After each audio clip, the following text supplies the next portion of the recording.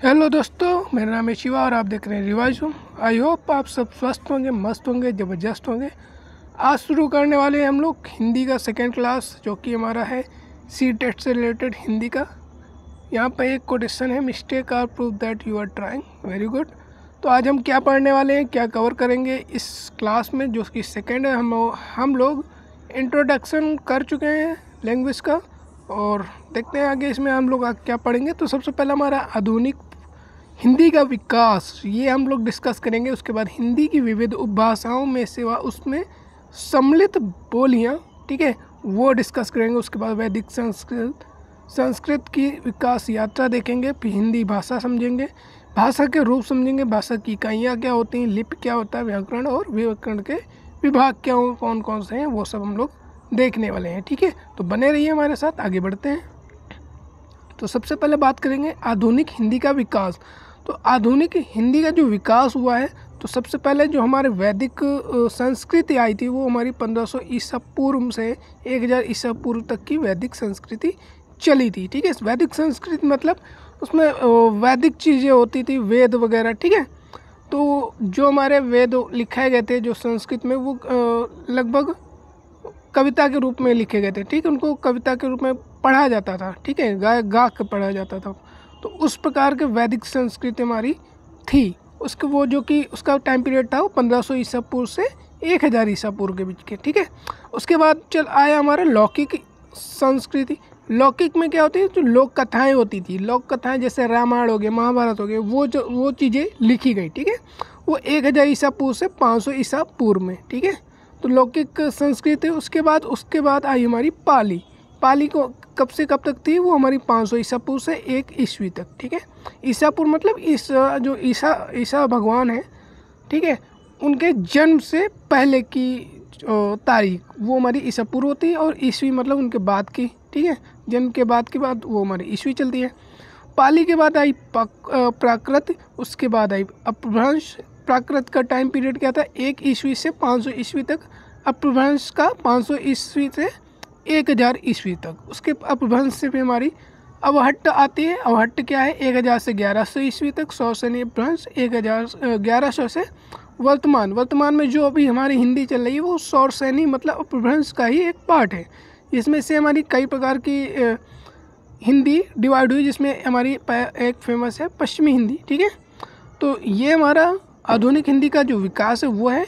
अब पश्चिमी हिंदी में कुछ अलग अलग एरिया में, अलग अलग भागों में बोली को तोड़ के, मतलब अपने अपने हिसाब से उसको कवर किया गया, तो उसमें चेंज आता रहा। ठीक है, बदलाव आता रहा। तो जो 5 बोलियाँ निकल के आई जो 5 बोलियाँ निकल के आई, वो कौन सी थी, पश्चिमी हिंदी। ठीक है, पहली कौन सी, पश्चिमी हिंदी, राजस्थानी हिंदी, पहाड़ी हिंदी, पूर्वी हिंदी और बिहारी। ठीक है, तो बोली क्या होता है, बोली पहले हम समझेंगे कि बोली क्या होता है। बोली भाषा के क्षेत्रीय रूप को ही बोली कहा जाता है। भाषा के क्षेत्रीय रूप, जो भाषा बोली जाती है उसका जो क्षेत्रीय मतलब एक एरिया में जो भाषा या लैंग्वेज यूज की जाती है, वही उसकी बोली कहलाती है। तो पश्चिमी में हमारी जो 5 बोली आती हैं, जैसे कौरवी अर्थात खड़ी बोली, बांगरू अर्थात हरियाणवी, ब्रज, कन्नौजी, बुंदेली। ठीक है, और राजस्थानी हिंदी में कौन सी आती है, पूर्वी राजस्थानी अर्थात जयपुरी, उत्तरी राजस्थानी में हमारे मेवाती जिसे कहते हैं, पश्चिमी राजस्थानी में हमारा मारवाड़ी, और तथा दक्षिणी राजस्थानी। ठीक है, तो ये हमारी 4 जो है राजस्थानी बोलियां हैं। पहाड़ी हिंदी की बात करें, इसमें हमारी 3 आती हैं। पहला हमारा पूर्वी पहाड़ी अर्थात नेपाली, मध्यवर्ती पहाड़ी अर्थात कुमाऊनी, और तीसरे गढ़वाली। ठीक है, पूर्वी में कौन सी आ जाएंगी, जो हमारे पूर्व में हिंदी बोली जाती है वो है अवधी, बघेली और छत्तीसगढ़ी। फिर बिहारी की बात करें तो भोजपुरी, मगही और मैथिली। ठीक, तो ये हमारी लैंग्वेज है, आप चाहो तो स्क्रीनशॉट ले सकते हैं। तो आगे बढ़ते हैं। बोली आप समझ गए कि भाषा के क्षेत्रों को ही बोली कहा जाता है। नेक्स्ट पे चलते हैं, वैदिक संस्कृत की विकास यात्रा। अब हम बात करेंगे जो वैदिक संस्कृत है उसकी विकास यात्रा क्या थी। ठीक है, जैसे लौकिक से संस्कृत से पाली हुई, फिर पाली से प्राकृत, प्राकृत से अपभ्रंश के विविध 7 रूप, मतलब अपभ्रंश के 7 रूप में डिवाइड हो गया। उसमें से एक हमारा हिंदी निकल के आया है। ठीक है, तो हिंदी के अपने अभी यहाँ पे पढ़ा था, 5 बोलियाँ थी। ठीक है, वर्तमान भारतीय आर्य भाषाओं के रूप में क्रमशः आगे बढ़ रही है। ये भाषाएं आज देश के बहुत बड़े भूभाग में प्रचलित हैं। 14 सितंबर 1949 हिंदी का राजभाषा बनाया गया। तो यहाँ पे राजभाषा बनाया गया, ठीक है। एक होती है राष्ट्रभाषा, तो हमारे देश की कोई भी राष्ट्रभाषा नहीं है, ये बात आप याद रखेंगे। और 14 सितंबर 1949 को हिंदी को राजभाषा बनाया गया। तो बहुत इंपॉर्टेंट क्वेश्चन हो जाता है ये। संविधान के भाग 17, अब ये देखो संविधान जो हमारा बनाया गया था उसमें कहीं पे लिखा गया, तो संविधान 17 के भाग 17 में हिंदी को भारत की राजभाषा कहा गया है, ठीक है। कहा गया है, ध्यान रखना शब्दों को। संविधान के भाग 17 में हिंदी को भारत की राजभाषा कहा गया है। भाग 14 का और वर्तमान भाग 17, ठीक है, इसमें निहित है। संविधान के अनुच्छेद 343 से 351 तक राजभाषा के संबंध में व्यवस्था की गई है। मतलब जो अनुच्छेद है कितना है, 343 से 351, ठीक है। इसमें हमारे जो राजभाषा के संबंध में हिंदी के बारे में जो व्यवस्था की गई है, ठीक है। तो 343 के फर्स्ट के अनुच्छेद में हिंदी को राजभाषा का दर्जा दिया गया है। तो किस अनुच्छेद में, तो अनुच्छेद हमारा 343 के फर्स्ट अनुच्छेद में हिंदी को राजभाषा का दर्जा दिया गया है। और संविधान के भाग 17 में, ठीक है, जो कि वर्तमान में भाग 14 का और वर्तमान भाग 17 दोनों ही इंक्लूडेड है। क्लियर है। नेक्स्ट पे चलते हैं, हिंदी भाषा। अब हम बात करेंगे हिंदी भाषा क्या होती है। भाषा शब्द भाष धातु से बना है, ठीक है, सिंपल सी बात है। जो भाष धातु है उससे हमारा भाषा शब्द बना है। अर्थ क्या होता है, बोलना। इस भाष धातु का मतलब क्या होता है, बोलना, कहना या वाणी द्वारा व्यक्त करना। धातु क्या होता है, क्रिया का निर्माण करती है। भाषा वह साधन जिसकी सहायता से मनुष्य अपने मन के भावों को बोलकर व्यक्त करता है। अब अगर हम बात करें भाषा का मूल क्या है, तो मौखिक भाषा मूल भाषा है, ठीक है। मौखिक जो भी भाषा होती है मौखिक ही होती है मैक्सिमम। उसके बाद उसको हम कई रूप में आगे बढ़ जाते हैं, पढ़ते जाते हैं। जैसे अगर हम हिस्ट्री की बात करें तो पहले हमारी जो भाषाएं चलती थी, जो विद्याएं चलती थी, वो मौखिक ही, हमारा गुरुकुल जो चलते थे वो हमारे मौखिक रूप से चलते थे, ठीक है। उसके बाद हमारा अगर हम भाषा के रूप की बात करें तो यहाँ पे 2 भी कहते हैं कुछ लोग, 3 भी, ठीक है। ये सांकेतिक भाषा के कुछ लोग कंसीडर नहीं करते, मोस्टली मौखिक और लिखित भाषा को ही आजकल ज़्यादा यूज होता है मोर देन सांकेतिक भाषा से। तो इसीलिए वैसे तो 3 होते हैं, ठीक है। तो हम 3 पढ़ के चलेंगे और जो हमारी सुविधा के अनुसार होगा हम उसको एडजस्ट कर सकते हैं, ठीक है।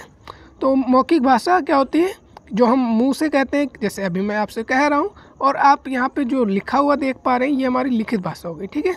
ये क्या है, लिखित भाषा। जब हम एक दूसरे से बात करते हैं वो हमारी मौखिक भाषा कहलाती है। नेक्स्ट क्या है, भाषा की इकाइयाँ। अब भाषा, किसी भी भाषा को एक समझ आने के लिए उसमें कुछ चीज़ों की आवश्यकता होती है, जिसके द्वारा हम यूज करके हम अपने विचारों को, भावों को या हम अपनी बात को कह सकते हैं। तो सबसे पहले हमारी क्या चीज़ें होती है इकाई में, तो 4 चीज़ें होती है। पहला हमारा ध्वनि होना चाहिए, ध्वनि के बिना हम कुछ नहीं कर सकते। वर्ड, तीसरा है शब्द, तो चौथा है वाक्य, ठीक है। तो आगे देखते हैं, आगे क्या है, आगे है हमारा लिपि, ठीक है। लिपि क्या होती है, तो जो भाषा होती है उसको अब लिखित रूप में हम लिखेंगे तो लिखने के लिए हमको कुछ चिन्हों की आवश्यकता पड़ेगी। जैसे कि अभी मैं जो कुछ बोल रहा हूँ वो हमारी क्या है, ध्वनि। तो उन ध्वनि को लिखित रूप में दर्शाने के लिए जिस चिन्हों का प्रयोग किया जाता है उसे कहते हैं लिपि, ठीक है। वर्णों के चिन्ह को लिखने की विधि को लिपि कहते हैं। लिखित भाषा में ध्वनियों के लिए निश्चित चिन्ह, ठीक है, निश्चित चिन्ह होते हैं। इन चिन्हों को लिखने के ढंग को लिपि कहते हैं। हिंदी और संस्कृत की लिपि देवनागरी है और यह बाईं से दाईं ओर लिखी जाती है। ये क्वेश्चन पूछ सकता है, ठीक है। ये इस टाइप से क्वेश्चन बन जाते हैं। देवनागरी लिपि का विकास ब्रह्म लिपि से हुआ, ब्राह्मी लिपि से हुआ है। बांग्ला, पंजाबी, गुजराती आदि भाषाओं की लिपियों का विकास भी ब्राह्मी लिपि से ही हुआ है, ठीक है। अंग्रेजी भाषा की लिपि रोमन है। अरबी तथा उर्दू फारसी की लिपि फारसी है और यह दाईं से बाईं ओर लिखी जाती है। तो कौन सी दाईं से बाईं ओर लिखी जाती है, अरबी तथा उर्दू फारसी, ठीक है। और जो बाईं से दाईं ओर लिखी जाती है वो हमारी कौन है, हिंदी की और संस्कृत की देवनागरी लिपि है, ठीक है। उसके बाद है पंजाबी की लिपि गुरुमुखी लिपि के नाम से जानी जाती है। नेक्स्ट पे चलते हैं। अब बात करते हैं व्याकरण। तो किसी भी भाषा को एक व्यापक रूप से अगर हम बात करें तो उसका एक व्याकरण होता है। बिना अगर किसी भी भाषा का अगर व्याकरण नहीं है तो वो क्या कहलाता है, वो बोली कहलाएगा। ठीक है, क्या कहलाएगा, बोली कहलाएगा। अगर उसको लिखित रूप में कोई व्याकरण है किसी भी भाषा का तो वो एकदम वो क्या कहलाएगी, वो भाषा कहलाएगी। ठीक है, तो प्रत्येक भाषा की अगर हम किसी भी अगर हम बात करें किसी भी बोली में अगर हम गद्य पद्य लिख सकते हैं तो वो भाषा बन जाती है। ठीक है, भाषा कहलाती है, क्योंकि गद्य और पद्य जैसे चीज़ों को लिखने के लिए व्याकरण की आवश्यकता होती है। ठीक है, तो व्याकरण के बिना ही भाषा कुछ नहीं है, तो व्याकरण जरूरी है। प्रत्येक भाषा की सामान्य विशेषताओं के आधार पर कुछ नियम बनाए जाते हैं, अर्थात व्याकरण वह शास्त्र है जिसके द्वारा हम किसी भी भाषा के शुद्ध रूप का ज्ञान प्राप्त करते हैं। क्लियर है। नेक्स्ट पे देखते हैं व्याकरण के विभाग। अब बात करेंगे हम व्याकरण के विभाग। क्लास छोटी सी है, ज़्यादा टाइम नहीं है, बस ख़त्म होने वाली है। व्याकरण के विभाग क्या है, वर्ण विचार। तो पहला क्या है, वर्ण विचार। वर्ण विचार क्या होता है, सबसे छोटी अविभाज्य सार्थक ध्वनि को वर्ण कहते हैं, मतलब उस वर्ण को और तोड़ ना सके। ठीक है, जैसे मैंने कोई ध्वनि निकाली उस ध्वनि को और न तोड़ सको, वही हमारा वर्ण होगा। ठीक है, तो कोई सार्थक ध्वनि होनी चाहिए, इसको हम प्रदर्शित कर सकते हो, तो वो हमारा वर्ण कहलाएगा। वर्णों को मिला के क्या बनता है, वर्ण कई सारे मिलेंगे, जब उसका एक सार्थक अर्थ निकलेगा वो हमारा शब्द कहलाएगा। वर्णों का सार्थक समूह जिसका कोई अर्थ हो, ठीक है, शब्द बन जाता है। अब शब्द कई सारे जब मिलाए जाते हैं तो उन शब्दों के मिलाने से एक सार्थक पूरा वाक्य बन जाए। ठीक है, वाक्य बन जाए जिससे हम अपना समझा सके। जैसे अगर मैंने कहा पा से मैं पा एक वर्ड हो गया। ठीक है, पा वर्ड हो गया, पा से क्या हो सकता है नहीं पहचान सकते। अगर हम वही कहते हैं पानी, अब पानी में देखो एक शब्द बन गया, इसमें दो वर्ड है, पा और ना, इसमें स्वर भी है। ठीक है, तो ये दो वर्ड मिलके एक शब्द बनाते हैं पानी, जिससे हमको पता चला है कि मैं पानी चाहिए। ठीक है, अगर मैंने किसी से कहा पानी तो उसका मतलब क्या हुआ, वो समझेगा कि मुझे पानी चाहिए। अगर मैं वही एक पूरा सेंटेंस बना दूँ शब्दों का प्रयोग करके, जैसे मुझे पानी दो, तो सामने वाला मेरी बात समझ जाएगा कि मुझे पानी की आवश्यकता है। ठीक है, तो वो हो गया पद विचार। शब्दों का सार्थक समूह में प्रयुक्त शब्द पद कहलाता है, मतलब जो सार्थक समूह में होगा शब्दों का, ठीक है, वो उसमें जो प्रयुक्त शब्द है, कोई भी शब्द, जैसे यहाँ पे जो सेंटेंस लिखा है, देखो ये सेंटेंस पूरा लिखा है। अब इसमें अगर मैं बात करूँ पद क्या है, तो कोई भी शब्द, चाहे ये पद, ये भी पद है, शब्द ये भी पद कहलाएगा, सार्थक ये भी पद है, समूह ये भी पद है। ठीक है, अगर ये सिंगल लिखा है, जैसे मैंने अलग में लिख दिया, केवल समूह लिखा है, तो ये कहलाएगा शब्द। लेकिन यही अगर कोई वाक्य के साथ में लिखा है तो वो कहलाएगा पद। ठीक है, ये समझ गए। वाक्य विचार क्या आता है, शब्दों का व्यवस्थित अर्थपूर्ण समूह वाक्य कहलाता है। क्लियर है, शब्दों को मिलाने से वाक्य बनते हैं और वाक्य के द्वारा हम लोग अपने बातों को सामने वाले तक पहुँचाते हैं। ठीक है, अगर आपको ये सेशन पसंद आया हो तो कमेंट करें। Have you any question please put up. And आगे हम लोग कल पढ़ेंगे वर्ण विचार।